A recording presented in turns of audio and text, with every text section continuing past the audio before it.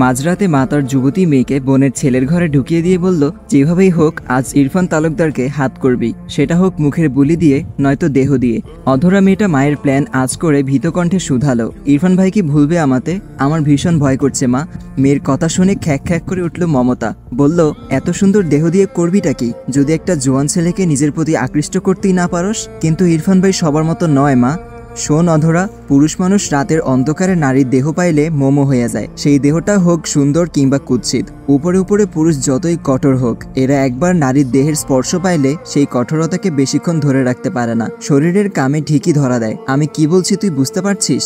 অধরা চনমনে দুদিকে মাথা নাড়িয়ে বলল, বুঝেছি। ভেতরে ভেতরে সেও ইরফান ভাইকে নিজের গড়ে পেতে চায়। কিশোরী বয়স থেকেই মাতাকে লেলিয়ে দিয়েছে মানুষটার প্রতি। সেই থেকেই মানুষটাকে নিয়ে ওর কত কল্পনা জল্পনা। কিন্তু আফসোস, ইরফান ভাই তার সঙ্গে সবসময় রাস্তার কুকুরটার মতো ব্যবহার করেন। কখনো অধরাতে ভুলেনি সে, ভুলেও কখনো আশকারা দেয়নি। আজ যদি মায়ের কথাতে মানুষটা যদি সারা জীবনের জন্য ওর হয়, ক্ষতি কি? এসব ভাবতেই চকচক করে উঠেছে অধরার লোভাতুর দু চোখ। মানুষটাকে নিজের একান্তই নিজের করে পাওয়ার বাসনায় যুবতী মেয়েটির বক্ষস্থল জুড়ে হিমশীতল শিহরণ বয়ে গেল। এটাই ভাবতে লাগলো মানুষটি ওর হতে চলেছে। এতটুকু ভাবতেই মেয়েটার ভেতরটা শীতল হয়ে এলো। মমতা সতর্ক চোখে আশেপাশে একবার তাকিয়ে মেয়েকে ঠেলে ইরফানের রুমে ঢুকিয়ে দিল। নীরবে আরো একবার সতর্ক করে দিল, এই ছেলেটাকে কোনোভাবে হাতছাড়া করা যাবে না অধু। মেয়ে তাকে আশ্বাস দিল। মমতা বাঁকা হেসে ওখান থেকে দ্রুত সরে গিয়ে সিঁড়ির পাশটাতে খাপটি মেরে রইল। ওর কোটিপতি বনপতির একমাত্র ছেলে লেফটেন্যান্ট ইরফান তালুকদার। ছেলেটা দেখতে যেমন সুদর্শন, তেমনি বাপ বেটার টাকা পয়সার মালিক। এক বাপের এক পুত। কোনোভাবে একবার নিজের মেয়েকে কলখাটি নাড়িয়ে ছেলেটার গলায় ঝুলিয়ে দিতে পারলেই রাজপুত্র রাজ্য দুটোই থাকবে হাতের মুঠোয়। আর আজ সেটার মোক্ষম একটা সুযোগও রয়েছে। মমতার বড় বোন মৌসুমী তালুকদারের বাড়িতে আজ একটা বিশেষ অনুষ্ঠান চলছে, সেই উপলক্ষে ওরা এসেছে। এছাড়াও রয়েছে ঘরভর্তি মেহমান। এর মধ্যে কোনোভাবে যদি মেয়েটা ঘটনাটা নিয়ে এগিয়ে যায়, তাহলে আজ রাতেই মমতার দুর্দান্ত প্ল্যানটা জুৎসই মতো লেগে যাবে। এসব ভাবতেই মমতা আরও একবার বিজয়ী হাসলো আর মেয়ের সংকেতের অপেক্ষায় করতে লাগলো। অন্ধকার রুমটাতে নিঃশব্দে হাতড়াতে ইরফানের খাটের পাশে গিয়ে দাঁড়ালো অধরা। খাটের একপাশে কাঁথা মুড়ি দিয়ে শুয়ে আছে কেউ। শুনশান নিশুতি রাতে অধরা মানুষটির ভারী নিঃশ্বাসের শব্দ শুনে সেই মানুষটির অস্তিত্ব অনুভব করলো। অমনি তার কপালে সূক্ষ্ম ভাঁজ পড়ল। ইরফান ভাই ফিরেছে? কখন এলো উনি? অধরা জানা মতে ইরফান বাহিরে, ফেরেনি এখনো। ওর তো আরও পরে আসার কথা ছিল। মানুষটা কখন ফিরল? হয়তো অধরা টের পায়নি। এই ভেবে নিজের ভাবনাগুলো থেকে বেরিয়ে এলো মেয়েটা। আগে পিছে আর কোনো কিছু না ভেবে ঘুমন্ত মানুষটার উপর ঝাঁপিয়ে পড়ল। কিছুক্ষণ সেই মানুষটা থম মেরে চুপচাপ থাকলেও যুবতী মেয়ের কামকি আবদার উপেক্ষা করতে পারেনি। আচমকা পুরুষালী দুটো শক্ত হাত অধরার আপত্তিকর জায়গাগুলো ছুঁয়ে দিল। ইরফান ভাই তবে টোপ গিলেছে? এই ভেবেই আচমকা অধরা সাজানোর নাটক মতো উচ্চ স্বরে চিৎকার করে উঠল, ইরফান ভাই কি করছেন? ছাড়ুন আমায় প্লিজ। আমার এত বড় সর্বনাশ করবেন না ইরফান ভাই। মমতা এতক্ষণ তোক্কে রয়েছিল। লাগাতারে অধরার উচ্চস্বরের চিৎকার শুনতে পেয়ে সে বেরিয়ে এলো। সেই সাথে এমন ভাব করলো যেন সে কিছুই জানে না। মমতা ঘুম ভান করে বিচলিত কণ্ঠে মেয়েকে ডাকলো, অধরা, এই অধরা, কি হয়েছে? কি হয়েছে মা? বলতে বলতে দরজার সামনে ছুটে গেল মমতা। ভেতর থেকে ওদের দরজা আটকানো। মমতা কাঠের দরজায় শব্দ করে মেয়ের নাম ধরে অনর্গল ডাকছে। মুহূর্তেই বাড়ির শুদ্ধ মানুষ এসে ঘিরে ধরল ওদেরকে। মাঝরাতে অধরার এলোপাথারি চিৎকার শুনে হতবুদ্ধ তারা। সবার চোখে মুখে প্রশ্ন, সেই সঙ্গে সংশয়। ইরফান তালুকদারের রুমে অধরা কি করছে? দরজা ভেতর থেকে আটকানো কেন? ভেতরে কি চলছে? তার মধ্যে ভিড় ভিঙিয়ে মৌসুমী তালুকদার বোনের কাছে ছুটে এলো। বিচলিত কণ্ঠে জিজ্ঞেস করলো, কি হয়েছে মমতা? অধরা চিৎকার করলো কেন? মমতা কান্নাজড়িত কণ্ঠে জানালো, জানি না আপা। মৌসুমী তালুকদারের কপালে গোটা দুয়ের সূক্ষ্ম ভাঁজ পড়ল। তার ছেলের রুম থেকে মধ্যরাতে একটা মেয়ে ইরফান ভাই বলে ডাকছে কেন? ঘটনা আঁচ করতে তার বেশিক্ষণ আর ভাবতে হলো না। তবুও তিনি জানেন তার ছেলে কখনো এমন কিছু করবে না। ছেলের প্রতি অগাধ বিশ্বাস আছে তার ছেলেটা যে একটু অন্যরকম। তাহলে ঘটনা কি? মৌসুমী আর কাল বিলম্ব না করে দরজা থেকে মমতাকে সরিয়ে দিয়ে নিজেই মিহিস্বরে ডাকলো অধরাকে। ভেতরে কি হয়েছে অধরা? দরজাটা খোলো মা। বেশ কিছুক্ষণ পর ভেতর থেকে দরজা খুলে দিল অধরা। মুহূর্তেই দরজা ভেঙিয়ে হুড়মুড় করে ভেতরে প্রবেশ করলো একঝাঁক প্রশ্নবিদ্ধ মানুষ। পুরো রুম এখনো অন্ধকার। মৌসুমী এসে তস্তর রুমের লাইট অন করে দিল। মুহূর্তেই আলোকিত রুমটাতে এক অবিশ্বাস্য ব্যাপার ঘটে গেল। রুমে দাঁড়িয়ে থাকা প্রতিটি মানুষ কিছু সময়ের জন্য বাক্যহারা হয়ে গেল। খাটের মাঝখানে স্ট্যান্ড হয়ে শুয়ে আছে এক যুবক, তার পুরো শরীরটাতে চাদর টানা, মুখটাও দেখা যাচ্ছে না।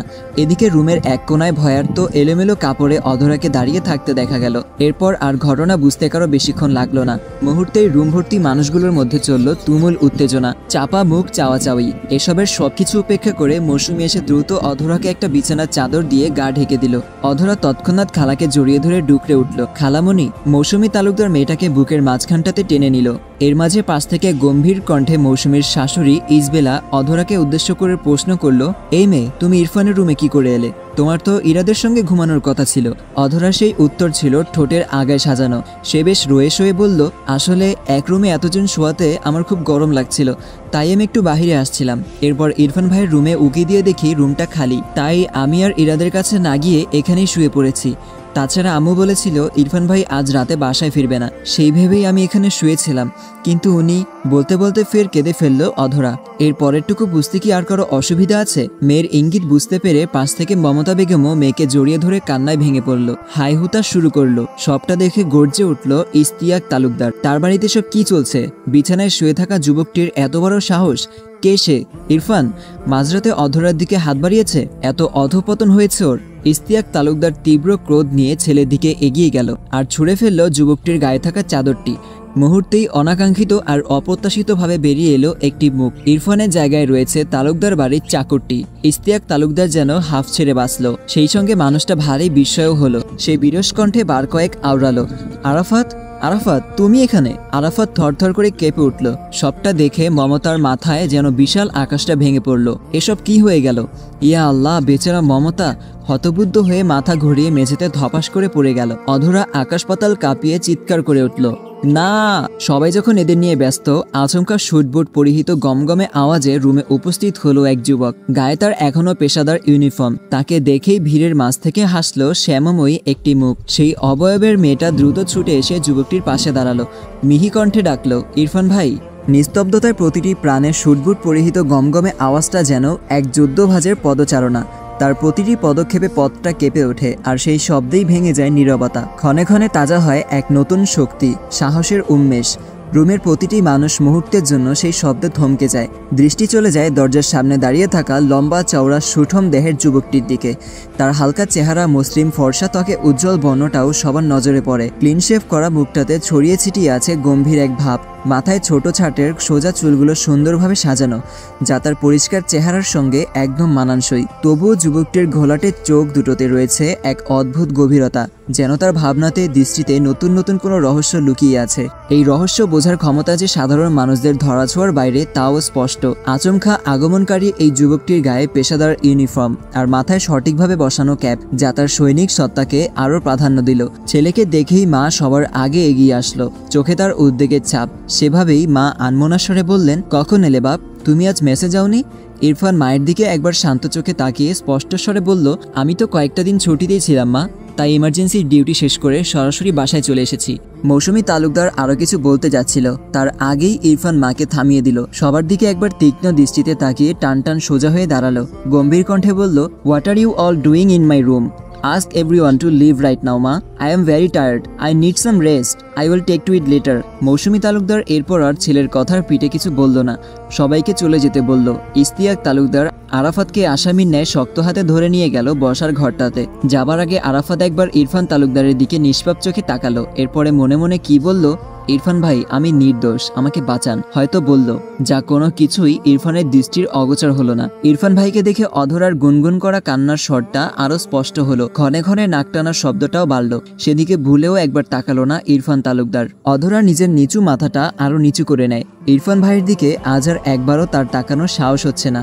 এতগুলো মানুষের সামনে লজ্জায় অপমানে তার ইচ্ছা করছে মরেও যেতে, অথবা এক ছুটে কোথাও পালিয়ে যেতে, কিন্তু সে উপায় নেই। বড় খালা তার হাতটাও ধরে রেখেছেন, তাকেও নিয়ে এসেছেন বসার ঘরটাতে। তার পেছনে পেছনে বিপর্যস্ত এলোমেলো চেহারায় মমতাও এলো। তার মাথাটা এখনো ভনভন করে ঘুরছে। হায় আফসোস, নিজ হাতে নিজের মেয়েটাকে কি সর্বনাশটাই না সে করলো। মধ্যরাতে তালুকদার বাড়ির বসার ঘরটাতে আজ মানুষজনে পরিপূর্ণ। সেখান থেকে বাদ পড়েনি ছোট বড় বাড়ির একটি প্রাণও। ওদের সবার ভেতরেই চলছে চাপা উত্তেজনা। কি হয়েছে, এরপর কি হবে, পরবর্তী কার্যকলাপ দেখার জন্য সকলে মুখিয়ে আছে, কিন্তু কারো কথা বলার সাহস হচ্ছে না। সবাই আগ্রহ নিয়ে তাকিয়ে আছে বাড়ির বড়কর্তা ইশতিয়াক তালুকদারের মুখপানে। মানুষটা ভয়াবহ রকমের রেগে আছেন। কিছুক্ষণের জন্য শুনশান নীরবতায় আচ্ছন্ন বসার ঘরটার মাঝখানে দাঁড়িয়ে আছে আরাফাত, অন্য পাশে জড়সড় হয়ে দাঁড়িয়ে আছে অধরা। ওদের দুজনের মাথাটাই নত। আরাফাত তীব্র ত্রাসে রীতিমতো ঘামছে, অধরা কাঁপছে। ওদের কাঁপাকাঁপির মাঝে হঠাৎ ইশতিয়াক তালুকদার বজ্রকণ্ঠে সর্বপ্রথম আরাফাতকে প্রশ্ন করল, তুমি ইরফানের রুমে কি করছিলে আরাফাত? তুমি জানো না ইরফানের রুমে কাউকে ঢোকার অনুমতি নেই? আরাফাতের ভয়ার্ত মুখটা আরো আমসি হয়ে এলো। ছেলেটার হাঁটুতে কাঁপন অনুভব হলো। অজানা এক ভয় মনের মাঝে তল্লিতলা চেপে বসলো। সেটা কিরকম ভয়? আশ্রয় হারানোর ভয়। আরাফাতের মতো রাস্তায় পড়ে থাকা এতিম শিশুকে তালুকদার বাড়িতে আশ্রয় দিয়েছিলেন মৌসুমী তালুকদার। শুধু আশ্রয় না, মায়ের জায়গায় দিয়ে বুকে জড়িয়ে নিয়েছিলেন। সেই সঙ্গে মা ডাকার অধিকারও দিয়েছে বিলাসবহুল জীবন। পড়ালেখার সুযোগটাও বাদ পড়েনি এতে। আরাফাতের স্পষ্ট এখনো মনে আছে, ফুটপাতে বসে সদ্য বাবা মা হারা আরাফাত খুব কাঁদছিল। কোথায় যাবে, কি করবে, কি খাবে, কে ঘুম পাড়িয়ে দিবে ওকে, এসব নিয়ে যখন ছোট্ট আরাফাত দিশেহারা হয়ে কাঁদছিল, মামা বলে ডাকছিল, ঠিক কিছুক্ষণ পরই একজোড়া স্নেহময়ী কোনো মায়ের হাত তার কাঁধ ছুঁয়ে বলল, তুমি কাঁদছো কেন বাবা? তোমার মাকে খুঁজে পাচ্ছ না বুঝি? আরাফাত তখনও অঝরে কেঁদে কেঁদে আগন্তুক নারীটিকে বলে দিল, জানো আমার মা নেই, তুমি আমার মা হবে। মৌসুমী তালুকদারের মাতৃমনে অমনি বাচ্চাটার কথায় ধাক্কা খেলো। কেমন ভারী ভারী কথা বলছে ছেলেটা, আমার মা নেই, এর থেকে ভারী শব্দ আর পৃথিবীতে আছে?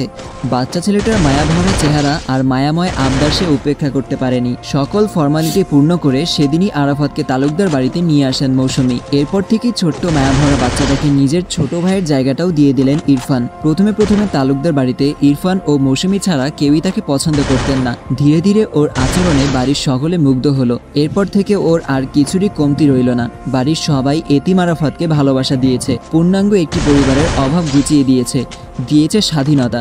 ছেলে হিসেবে কাঁধে তুলে দিয়েছে কিছু দায়িত্ব। আড়ালে আবডালে বাহিরের মানুষেরা আরাফাতকে তালুকদার বাড়ির কাজের লোক বললেও ও জানে তালুকদার বাড়ির দ্বিতীয় ছেলে সে, ইরফানের ছোট ভাই, ইরার বড় ভাই।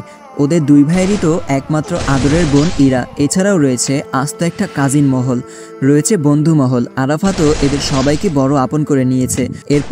এরপর তো ভালোই যাচ্ছিল আরাফাতের দিনগুলো। তবে এই ঝড় নতুন করে আবার কেন এলো ওর জীবন থেকে কি কম হারিয়েছে আরাফাত? এবার বুঝি ওর থেকে শেষ আশ্রয়টুকু কেড়ে নিতে চাইছে নিয়তি। তার বেলায় নিয়তি এত নিষ্ঠুর। এসব ভাবতে ভাবতেই আরাফাতের চোখ জোড়া চিকচিক করে উঠল। এরই মাঝে আচমকা আবারও ইশতিয়াক তালুকদারের হুঙ্কার শোনা গেল, কথা বলছো না কেন ইডিয়েট? আমি কিছু জিজ্ঞেস করছি না? আরাফাত ভয়ে ভয়ে একবার মায়ের মুখের দিকে তাকায়। মৌসুমী ইশারায় ছেলেকে আশ্বাস দিল, যেন সত্যটাই বলো বাবা, আমি জানি তুমি নির্দোষ।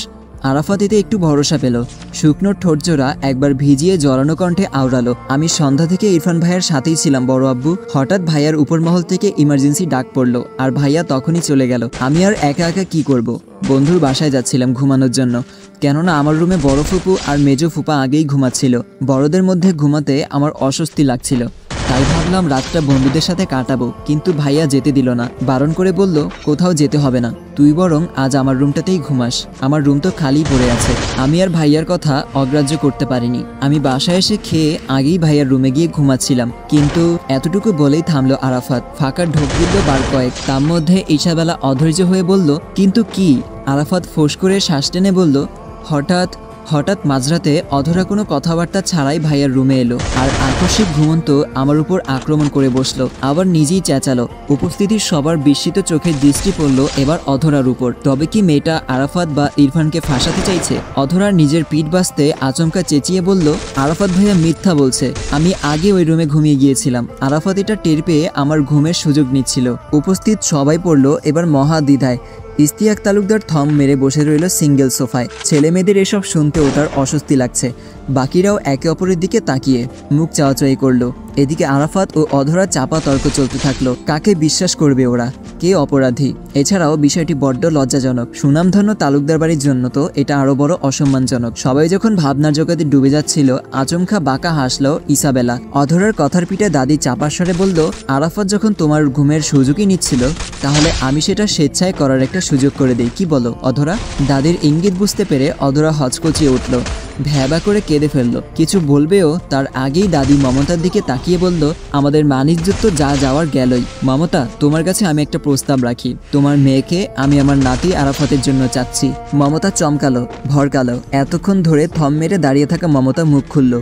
ভারী বিস্ময় নিয়ে এসে বলল, আপনি কি বলছেন মাউইমা? বাড়ির চাকরের জন্য আপনি আমার মেয়েকে চাচ্ছেন? ইসাবেলাও খ্যাক খ্যাক করে উঠল। মুখ সামলে কথা বলো মমতা, তুমি কাকে চাকর বলছো? আরাফাতকে। তুমি জানো না আরাফাত এখন এই বাড়িরই ছেলে? তোমার মেয়ের ভাগ্য ভালো যে আমি এরপরও তাকে তালুকদার বাড়ির বউ করতে চাইছি। আরাফাতের জন্য কেন চাইছেন আমার মেয়েকে? ইরফানের জন্য চাইতে পারলেন না? মমতার মুখের এই বাক্য সরাসরি বলার সাহস হলো না, গিলে ফেলতে হলো এই কথা। কিছু উপায়ন্তর না পেয়ে সে ইসাবেলার বড় মুখের কথাখানা অতি তুচ্ছ তাচ্ছিল্য করলো। বলল, চাকর বাকর যতই তালুকদার বাড়ির ছেলে হোক, তার রক্ত তো আর পরিবর্তন করা যাবে না। আরাফাত আর কখনো ইরফান তালুকদার হবে না। চাকর তো চাকরই হয়। থেমে নেই ইসাবেলাও। মমতাকে কঠিন কিছু কথা শোনালো। সেই সঙ্গে এটাও বলে ফেললো, এত কিছুর পরও তোমার এই অসভ্য মেয়েকে কে বিয়ে করবে? আমি কিছু বুঝি না ভেবেছ? আমি মুখ খুললে কিন্তু খুব খারাপ হয়ে যাবে মমতা। আবারও বললাম, তোমার মেয়েকে বিয়ে দেওয়ার এটাই শেষ সুযোগ। মমতা পড়ল অথই জলে। একমাত্র মেয়েকে কিনা শেষমেশ নাম পরিচয়হীন একটা চাকর শ্রেণীর ছেলের সঙ্গে বিয়ে দিতে হবে। সে কি করলো? নিজের হাতেই নিজের মেয়েটাকে শেষ করে ফেললো। আসলেই তো, সবটা জেনে শুনে এরপর ওর মেয়েকে কে বিয়ে করবে? মমতা অতিশোকে পাথর হয়ে গেল। সবটা শুনে অধরা চেতনাহীন হয়ে পড়ল। একে তো মান সম্মান সব শেষ হলো, এর উপর কিনা বিয়ে করতে হবে আরাফাতকে। এদিকে ইসাবেলা তার সিদ্ধান্তে অটল। ইশতিয়াক তালুকদার, মৌসুমী তালুকদার সহ বাড়ির মেঝ ও ছোট বউও চুপ করে রইল। মায়ের উপর সিদ্ধান্ত চাপিয়ে দেওয়ার মতো দুঃসাধ্য ওদের নেই। সবাই যখন নিজ নিজ জগৎ নিয়ে ভাবছিল, আচমকা সেখানে শোনা গেল ইরফান তালুকদারের গম্ভীর পুরুষালী কণ্ঠস্বর। আসসালামু আলাইকুম। গল্পের সূচনা পর্ব পড়ে আপনাদের কাছে গল্পটি কেমন লাগলো? আর হ্যাঁ, গল্পটা কিন্তু বেশি বড় হবে না, ছোট গল্প আর কি। তো যাই হোক, চ্যানেলে যারা নতুন আছেন তারা কিন্তু অবশ্যই আমার চ্যানেলটি সাবস্ক্রাইব করে রাখবেন প্রতিনিয়ত গল্পের পর্বগুলো শোনার জন্য। আর হ্যাঁ, ভিডিওটি কেমন লেগেছে অবশ্যই কমেন্টে জানাবেন। আর হ্যাঁ, ভিডিওতে লাইক করতে ভুলবেন না। দেখা হচ্ছে পরবর্তী ভিডিওতে। সবাই সুস্থ থাকবেন, ভালো থাকবেন। আল্লাহ হাফেজ।